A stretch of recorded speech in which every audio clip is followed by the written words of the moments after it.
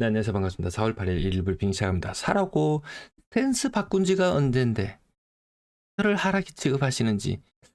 근데 이 탄핵 정국이 끝나고 나니까 할 일 없는 사람들이 갑자기 떼거지로 몰려와서 처음 보는 필명들이 저를 공격하네요. 아마 사라고 이야기한 지는 아마 서너 달, 아마 그 이상도 더 지난 듯합니다. 하지만 무조건 사라 이런 이야기 하지 않습니다. 투자하시는 분이라면 제 방송 아예 보지 말라고도 이야기합니다. 자, 실거주의 목적이라면 네, 합리적인 가격. 근데 뭐 올해 사나 내년에 사나 별반 다를 건 없을 것이다. 그리고 최근 들어서 평당 1,000만 원대 아파트 가격이 조금 착해지는 느낌도 들어요. 근데 거기서 조금 더 쓴다면 좀 많이 좋아지는 그런 결과를 가져오기도 합니다. 자, 분위기 꺾였다는 이런 말을 하면은 개떼같이 달라듭니다. 예. 서울 거래량 기준인데요. 주간 거래량 많았을 때 거의 670건, 뭐 540건, 550건 이렇게 거래가 탄력이 붙다가 갑자기 400건대가 신고되었습니다. 거래량은 그래도 8,800건 이 정도 되면요. 작년 이맘때 정도 됩니다. 작년의 운빨을 앞으로 당겨 쓴다는 이야기 계속 말씀드렸고요. 세종 천도론이 또 나옵니다. 정권이 바뀔 때마다 이런 이야기는 아마 계속해서 나오지 않을까 싶은데요. 세종시 제가 그래도 투자를 생각한다면 대구는 아니지 않냐. 세종시, 인천 이렇게 저는 인구가 늘어나는 도시에 대해서는 이렇게 한 번씩 언급은 드리죠. 그럼 또 사람들 비웃습니다. 세종시 이렇게 비웃을지도 모릅니다. 그러면 대구의 현재 상황은 어떠한가요? 자, 투자할 돈이 없다면 인천이나 세종이나 인구 늘어나니까, 그리고 뭔가 희망이 좀 있어 보이니까 대구는 무슨 희망이 있나요? 대구 밖으로 공항도 이전하죠. 염색공단 이런 거 나가라 이렇게 이야기하죠. 군부대도 이전하죠. 시장님도 떠납니다. 시장님도 떠나려고 하고 있습니다. 대구는 소비도시? 소비를 하면 백화점에는 사람 많던데 이런 식인데요. 자, 그렇게 쓰여진 돈이 과거에는 소비도시라고 했지만 그 돈이 지역 내에서 돌 수 있었지만 프랜차이즈니 뭐니 하면서 이 소비한 돈이 대구 밖으로도 많이 빠져나갑니다. 대구 안으로 들어오는 것은 아파트. 대구 안으로 들어오는 것은 아파트. 그 외에는 다 개척하는 것 같습니다. 이거 조선 말인가요? 좀 이용해 주시고요. 자, 매도 물량 큰 변화들이 없습니다. 전세 물량은 계속해서 줄어들고 있고, 그리고 아파트 거래량 대구도 126건이 신고되었습니다. 지난주 기준으로 153, 156, 158. 요 흐름에서 갑자기 거래량이 살짝 위축되는 느낌. 어쨌든 3월의 거래량은 2,200건 정도. 4월의 거래량이라고 해서 거래 속도가 그렇게 느린 것은 아닙니다. 지난달과 견주어 봤을 때도 아직까지는 표시가 안 나요. 요맘때쯤 되면은 3주차, 4주차쯤 되면 윤곽이 드러나고, 그리고 그 다음 달 첫째 주쯤 되면은 거의 이제 예상 거래량이 나오는 모습이죠. 요런 객관적인 데이터만, 요런 숫자만 보셔도 되지 않습니까? 이렇게 대구만을 위해서 잘 가공되어 있는 곳은 제가 찾아봐도 보이진 않습니다. 대구 해보 인구 얼마 된다고 부동산 답도 없어 보이지. 외지 사람들이 대구 내용을 참고로 찾아볼 내용도 만무하고. 자, 저가 아파트 거래 비중 50%를 넘어서 있는 상태고요. 고가 아파트도 비중은 좀 살짝 반등했습니다. 요거 조금 더 올라가긴 할 거예요. 근데 서울이 분위기 식으면 어쩔 수 없는 일인 것 같습니다. 자, 수성구 바짝 줄어들었던 거래량, 다른 구가 거래량이 늘어날 때도 별로 힘을 못 썼던 거래량 갑자기 탄력을 받고 있습니다. 네, 3월달 들어서 좀 나아지고는 있어요. 거래량. 그것도 제가 다른 어떤 곳보다 이렇게 대구의 거래량이 늘어나고 있다는 것도 누구보다 먼저 알려드리지 않습니까? 자, 그래도 오늘 실거래 가격은 10억 돌파한 것은 보이지 않고요. 범어 센터를 풀이죠. 9억 7,500. 동대구 이안 센트럴 D는 46평 가격입니다. 21년 입주했을 때 이맘때쯤 됐으면은 분양권 상태에서 거래됐으면 거의 9평도 저 가격 가려고 안 했겠습니까? 자, 그 외에 대형 평형 직거래도 보이고요. 이 피난세상 범어도 7억을 넘어가는 거래가 한두 건 나타나긴 했었지만 또 살짝 한풀 꺾이는 느낌입니다. 거래는 늘어나지만 가격은 살짝 빠지는 느낌. 뭐 비싼 아파트들은 조금씩 오른다곤 하지만 그것도 의미 없다고 말씀드렸고, 뭐 살짝 빠진들 뭐 폭락하거나 이런 현상도 아니라고 말씀드렸고, 살려면 사셔라, 이렇게 말씀드리는 것도 꽤나 오래됐는데요. 저희 집 사지 말라고 이렇게 말씀드리는 입장은 이 비싼 아파트들 빚을 잔뜩 내가지고 산다든지 무리한다든지 이런 걸 하지 말라고 하시는 거지. 근데 자산이 한 20억쯤 되는데 버머센터를 보시죠. 저 한 9억 정도 하는 거, 10억 정도 하는 것 같은데 이거 살까요? 라고 물어보면 사세요라고, 예, 망설임 없이 대답할 겁니다.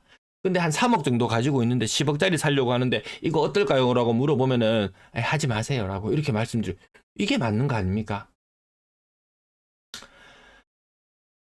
자, 거래 건수가 있다 보니까 좀 거래량 가격 좀 나옵니다. 또 오늘 월배 아이파크 이런 것도 가격 반등 제법 세게 나왔습니다. 5억 7천, 5억 7천.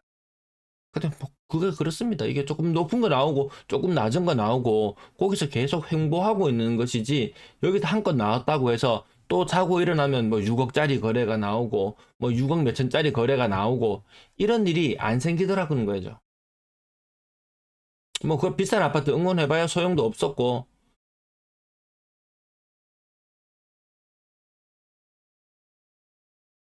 한 4억 못 하나다, 5억짜리 살려고 한다, 사셔라. 그럴 거면 사셔라. 사용 가치가 가격의 감소분을 상쇄하고도 남는 정도인 것 같습니다. 그게 안 되면 자산 시장이 거의 다 무너져 버릴 테니까요.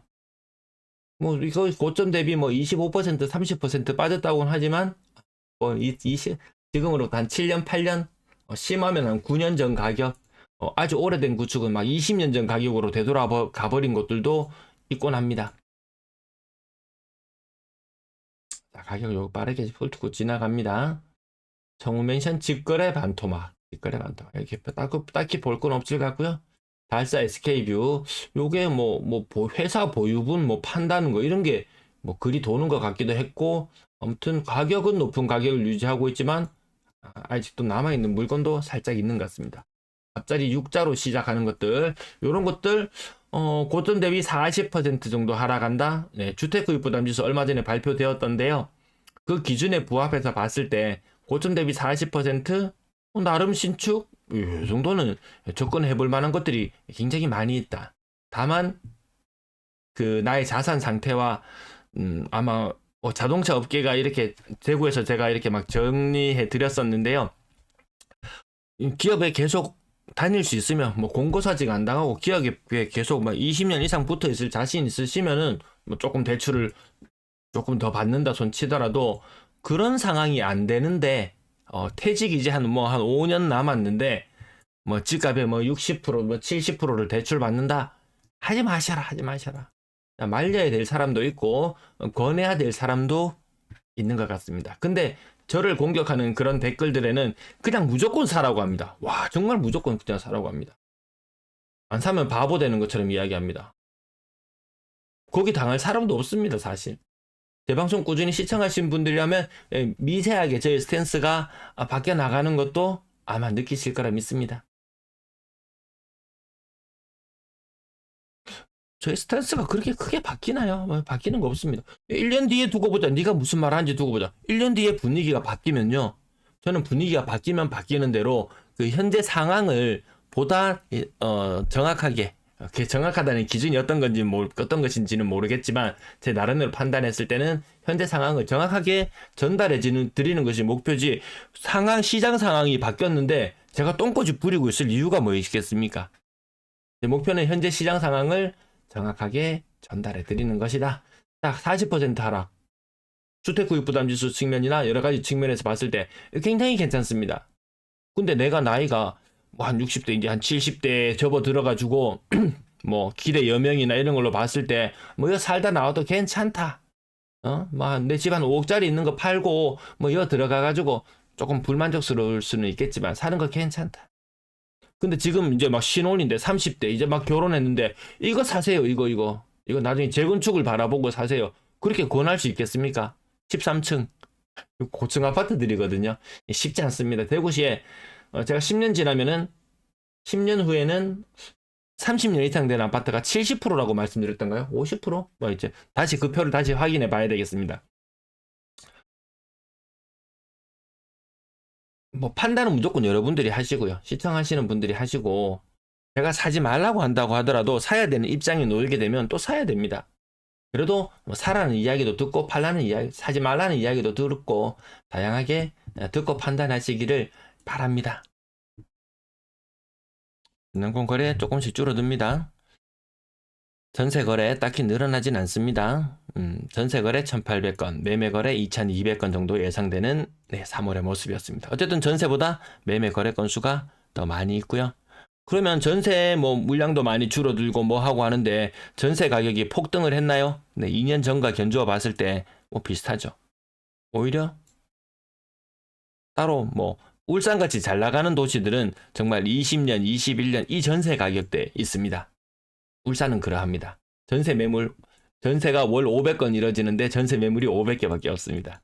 이런 희한한 동네입니다.